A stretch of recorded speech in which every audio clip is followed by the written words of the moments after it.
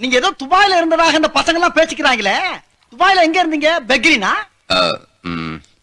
இல்ல. சார்ஜா? இல்ல. அபிதாபியா? வேற எங்க இருந்தீங்க? துபாயில.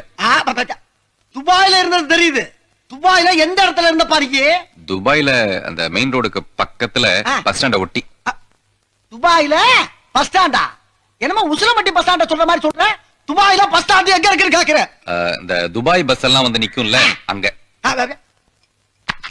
இதெல்லாம் ரொம்ப நக்கலாமா? ஆமா, துபாயில இருந்து அட்ரஸ் சொல்லு. சொல்லுப்பா. சொல்லுங்கறல. நம்பர் 6 விவேகானந்தர் தெரு, துபாய் குறுக்கு சந்து, துபாய் மெயின் ரோடு, துபாய். திருப்பி சொல்லு. திருப்பியா? அட்ரஸ் திருப்பி சொல்லு.